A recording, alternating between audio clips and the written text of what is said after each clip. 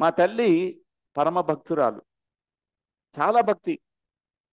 మనం ఏ భక్తి అయినా అనుకోవచ్చు, మూఢభక్తి అవ్వచ్చు, సద్యోభక్తి కావచ్చు, ఏ భక్తి అయినా కావచ్చు. మెడిటేషన్ లేదు అప్పటికి, మెడిటేషన్ చేసేవారు కాదు, కానీ పూజలు పునస్కారాలు ఇవన్నీ ఉండేవి. మా తండ్రి సైన్స్, ఆయనకి ఒక శాస్త్రవేత్తలాగా, ఆయన భౌతిక శాస్త్రంలో ఆయన లెక్చరర్గా పనిచేసేవాళ్ళు. ఈ కాంబినేషన్ చూడండి, చాలా అద్భుతమైనటువంటి కాంబినేషన్. మా తండ్రి గారికి దేవుడి మీద నమ్మకం లేదు. ఆయన మనం ఏ కళ్ళతో చూసేదే సత్యము, దీనికి మించినది ఏమీ సత్యం లేదు. ఆయన సైన్స్ అంటే ఇష్టం. నేను ఇలాంటి కుటుంబంలో ఎంచుకున్నాను. నేను ఎందుకు ఎంచుకున్నాను? నాకు ఈ రెండు కావాలి, ఆధ్యాత్మికత కావాలి, మరి సైన్స్ కూడా కావాలి. మా ఫాదరు, మా నానమ్మ గారు నాకు మోహన వంశీ కృష్ణ అని పేరు పెట్టారు. మా ఫాదర్ కాదు, వీడు సైంటిస్ట్, వీడు సైంటిస్ట్ కావాలి అని చెప్పి తీసేసి న్యూటన్, ఐజాక్ న్యూటన్ ఆ పేరు నాకు పెట్టారు. మా ఇంట్లో మా తమ్ముళ్ళు, మా అక్క, అందరి పేర్లు సైంటిస్ట్ పేర్లే. అందరి పేర్లు ఇలానే ఉంటాయి. Einstein, Darwin, Curie, madam Curie సౌరీస్ మా సిస్టర్ పేరు. సో అన్ని కూడా ఈ సైంటిస్ట్ పేర్లు. మా ఫాదరు ఏది నమ్మేవాళ్ళు కాదు, నాస్తిక భావంతో ఉండేవాళ్ళు ఆ టైంలో. ఇప్పుడు మారిపోయారు, కానీ ఆ కాంబినేషన్ ఇంపార్టెంట్. వారి నుంచి, ఇద్దరి నుంచి నాకు ఈ రావాల్సినవి వచ్చేసాయి చిన్నప్పుడే. ఎందుకంటే ఆ బీజాలు చిన్నప్పుడే పడిపోవాలి. తల్లి ద్వారా భక్తి, రెండవది సైన్స్ అనే ఆ విషయం, అంటే శాస్త్రీయంగా ప్రతి ఒక్కటి కూడా అధ్యయనం చేయాలి, ఏది గుడ్డిగా నమ్మకూడదని మా ఫాదర్ నాకు చిన్నప్పుడే చెప్పారు. ఈ రెండిటితో పట్టుకున్నాను. తర్వాత బ్రహ్మశ్రీ పితామహ పత్రిజీ గారిని కలిసిన తర్వాత ఆయన చెప్పినది ఫస్ట్ స్పిరిచువల్ సైన్స్, ఆధ్యాత్మిక శాస్త్రము, ఏది గుడ్డిగా నమ్మద్దన్నారు. నాకు నచ్చారు సారు. ఎందుకు పత్రి సారు? గుడ్డిగా ఏది నమ్మద్దు, ఫస్ట్ నువ్వు ధ్యానం చేయి, ధ్యానాభ్యాసం చేయి, నీకే తెలుస్తుంది ఇది శాస్త్రము, ఇది గుడ్డి విద్య కాదు, మూఢనమ్మకం కాదు. సో ఈ కాంబినేషన్ చూడండి, మనం ఎంచుకున్న తల్లిదండ్రులు ఒక కారణంతో ఎంచుకుంటాం.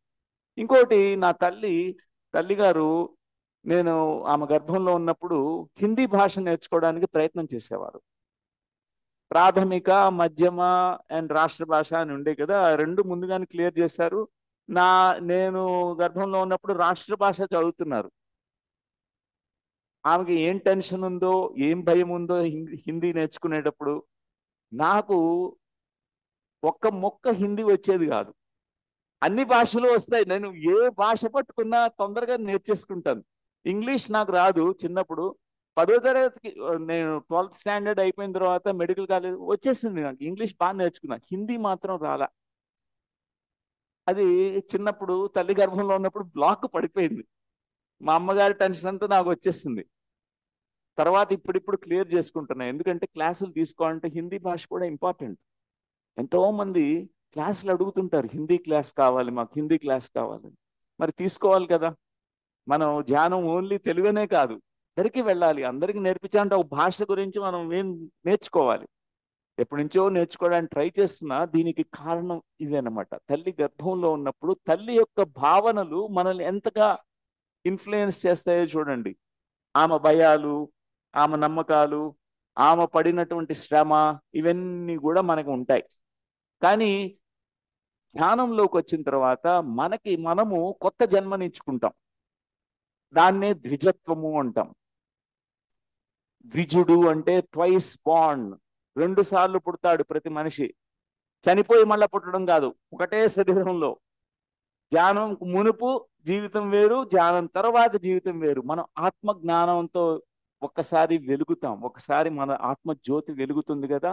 ఆ రోజు మీరు నిజమైన పుట్టినరోజు. అది December 14th, 1996, 1996, 14 డిసెంబర్ రోజున నా నిజమైన పుట్టినరోజు. అంటే నాలో వెలుగు వెలిగింది, నాకు తెలిసింది నా యొక్క ఈ లైఫ్ డిజైన్, నేనేంటి, జీవాత్మ ఏంటి, పరమాత్మ ఏంటి, కనెక్షన్స్ ఏంటి, ఈ యొక్క క్లారిటీ, ఈ యొక్క ఎన్లైటన్మెంట్, దివ్య జ్ఞాన ప్రకాశం అనేది నాకు బేసిక్ ఫస్ట్ ఎన్లైటన్మెంట్ స్టేట్. నేను ఈ శరీరాన్ని కాదు ఎంచుకుని వచ్చాను, ఈ తల్లిదండ్రుల దగ్గర పుట్టాను, ఈ విషయాన్ని నేను 1996 14th డిసెంబర్ అది గ్రహించాను.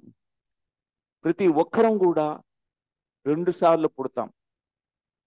2 సార్లు తల్లిదండ్రులు ఇచ్చిన ఒక జన్మ ఉంటుంది. ఓకే, ఆ పుట్టిన తేదీ ఉంటుంది. ఇంకొక పుట్టిన తేదీ మీకు మీరే జన్మ ఇచ్చుకుంటారు. కొత్త మాస్టర్ మీ నుంచి బయటకు వస్తాడు మీ ధ్యాన సాధనతో, మీ ఆత్మ జ్ఞానంతో. అది నిజమైన మీ యొక్క జీవితంలో ఒక పండగ. అదే నిజమైన బర్త్డే, మీ నిజమైనటువంటి బర్త్డే. సో మన ఈ ప్రయాణము ఈ విధంగా మనందరికీ కూడా కొనసాగుతూ ఉంటుంది.